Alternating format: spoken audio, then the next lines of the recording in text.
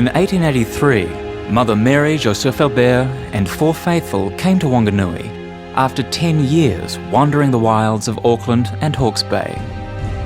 At that time, New Zealand was mostly wild, scattered with sporadic settler outposts and isolated Māori villages. Mother Mary and her four faithful had been sent to revive the mission in the remote outpost of Jerusalem. Māori canoes transported the nuns upriver to the mission, which had been abandoned during the Ho-Ho Troubles. She and her nuns were putting themselves in grave danger going there, but as well as speaking English, Spanish, Italian and French fluently, Mother Mary also spoke perfect Māori, and she quickly became trusted by the Māori, who invited her to study their healing techniques and herbal remedies.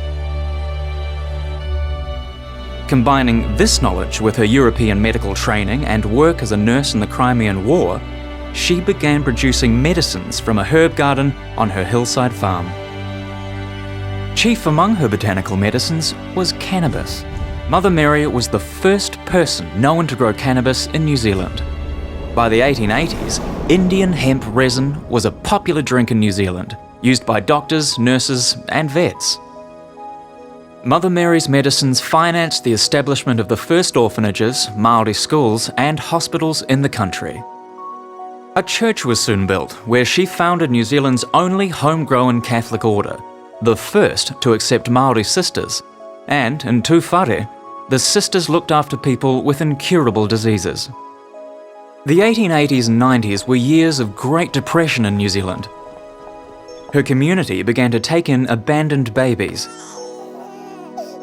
She firmly refused to restrict her activities to Catholics, telling benefactors who wanted to place such a condition on donations, "My work is the salvation of souls, not the satisfaction of Catholics."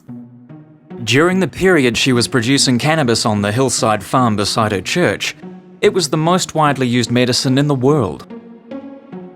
She prescribed it to her nuns. In her lifetime, there were no laws or social stigmas around cannabis, and very few reports of its problematic use. On the contrary, it was then the world's most important single crop. Cultivated on 6 continents for its industrial properties, as well as its value as a food crop and medicine. Mother Mary was remarkable for the breadth of her knowledge and the reach of her social concern. She is one of the most important figures in the nation's history, influencing developments in social welfare, health, the treatment of women and children, education, Māori scholarship, and she was instrumental in fostering tolerance and cooperation in New Zealand. In 2004, the Vatican began the beatification of Mother Mary Joseph Albert. She would be the country's first saint. When she died at the age of 91 in 1926, she received the largest funeral to honour any woman in New Zealand history. In 1927, in compliance with international drug control treaties driven by the United States, the Dangerous Drugs Act was passed into law. Cannabis has been prohibited in New Zealand ever since.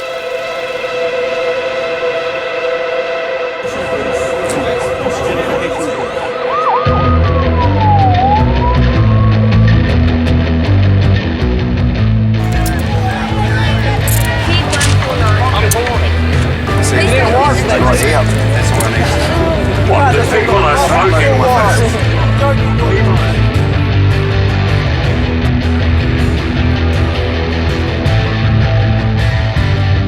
Handcuffed. Only go with your handcuffs, alright? Out of the way or you get yourself locked up, right?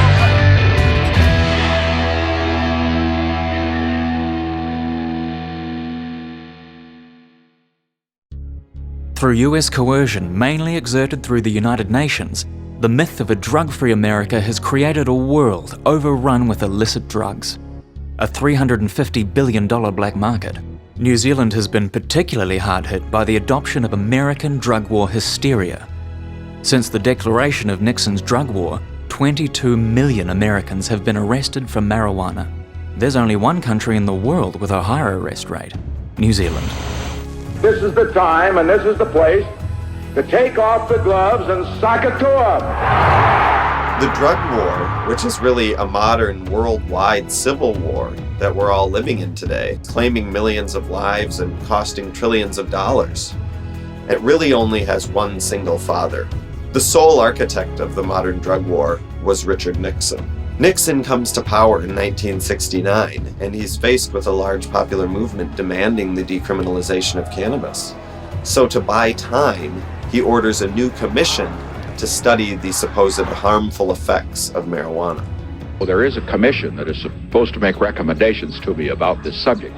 And then he hand-picked a right-wing panel headed by a conservative Republican governor, Raymond Schaefer, and directly instructed them to take a hard line so he could get the justification he needed for ramping up his war against the counterculture that was opposing his misadventures in Southeast Asia. I want a goddamn strong statement on marijuana from this son of a bitch in council. I mean one that tears the ass off them. I want to hit the marijuana thing, and by God, I want to hit it right square in the puss. I want to find a way of putting more on that. In the late 60s and early 70s, in North America, maybe a little bit later, in Australia and New Zealand, in which to be part of a new generation, to feel like you were part of the counterculture, you had to be smoking cannabis, essentially. And that's what set off the dynamic of what we've had for the last 40 or 50 years. So it was really, really important for him to be able to demonise the anti-war protesters as users of the evil drug, and therefore they could criminalise them, and therefore they could arrest them. And that was the most important thing. So in other words, you could cut the legs out of the anti-war movement at that particular time.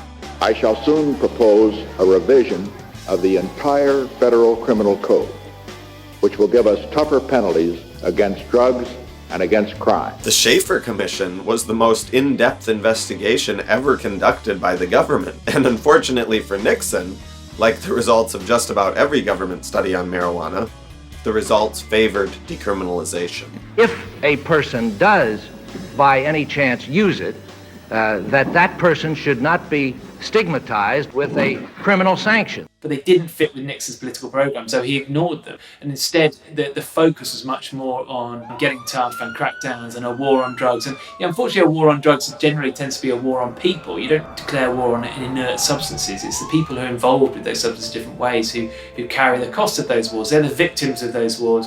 And it generally is the most vulnerable people in population who carry the greatest burden. He then went on television to announce the escalation of his war on marijuana. A new all-out offensive.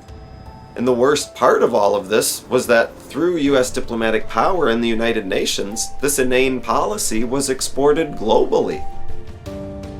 In terms of its influence on the rest of the world, I think Nixon defined the core themes for a populist law and order response to drugs. The things that were picked up and deployed internationally was very much the populist law and order crackdown approach of get tough on drugs, get tough on drug users, hype the threat, and then present yourself and your enforcement response as the way of defending the people from that threat. Like any other drugs in the schedule to the Misuse of Drugs Act, it's because at the time the Act was enacted, the political perception was that these were the most harmful drugs that needed to be dealt with in legislation. Nearly every country in the world, including the United States, is a signatory to an international law banning the use, sale, cultivation, and possession of dangerous drugs such as heroin and marijuana. The U.S., my government, we've been the superpower for many years, and we were emotionally and politically committed to driving this war on drugs strategy. And so my government was relentless for many, many decades on this front. I mean, really driving the U.S. approach. Our Drug Enforcement Administration became the most international police force in history. We advocated our methods. We strong-armed and provided incentives for other governments to sign on to increasingly prohibitionist global conventions. And I think other governments knew that if they dissented, the U.S. Congress could actually act angrily and hurt other governments. The way to think about U.S. drug policy, international U.S. drug policy, think of it as an international projection of a domestic psychosis. At the time, America was seen as the shining example of Western civilization, and New Zealand quickly fell into lockstep with the example set by America, sending over criminologists and police to learn this U.S. model of drug control. They came away believing that the current legislation at that time, the Narcotics Act, didn't offer New Zealand sufficient protection from this imaginary marijuana menace. They thought stronger deterrents to drugs were needed. Nixon had the most brutal attitude when it came to drug control. It was all about enforcement and punishment. There was absolutely no compassion for the drug user from a health and welfare perspective. And we still live with the legacy of that today here in New Zealand. While still in the process of occupying their brand new building, the Beehive, the New Zealand Parliament passed the Misuse of Drugs Act. The following year, Jimmy Carter appeared on the scene moments too late to explain that it was all a terrible mistake. Tonight on Headline News, President Carter proposes major changes to federal drug laws. I support a change in law to end federal criminal penalties for possession of up to 1 ounce of marijuana. McGruff here. I want you to learn a song that tells people to say no to drugs. Users are losers and losers are users. So don't use drugs. Don't use drugs. Winners don't use. Just say no. Just say no. Say no. Drugs. Don't use drugs. If you know a user even part of the time, tell them to quit, take a bite out of crime. Users are losers and losers are users. So don't use drugs. Don't use drugs. Okay, everybody. If you do drugs, you will be caught. And when you're caught, you will be punished. Users are losers and losers are users. Some think there won't be room for them in jail. We'll make room. Nice going. Now teach it to your mom and dad and brothers and sisters and friends to help take a bite out of crime. Use drugs. So when we say no to drugs, it'll be clear that we mean absolutely none.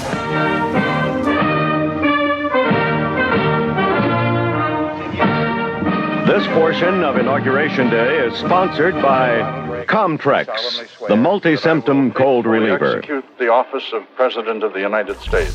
Big pharmaceutical companies, big alcohol, big tobacco were funding these kinds of political campaigns that supported the narrative that was being propagated by this very corrupt regime. The year the first Your Brain on Drugs ad was produced by the Partnership for a Drug-Free America, they happened to receive $1.1 million in donations from tobacco, liquor, and pharmaceutical firms.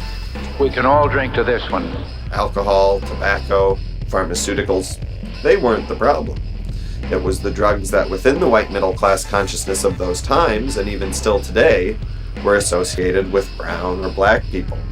Those were the ones that the kids needed to be protected from. And it wasn't just in America. America took it upon itself to police the whole world. We are determined to build the drug-free America and to join with others to combat drugs around the world. Let there be no doubt, this is ultimately a struggle for human freedom. The narrative around drugs has been very much framed by policymakers and politicians as a threat to our children, a threat to our safety, a threat to the very fabric of society.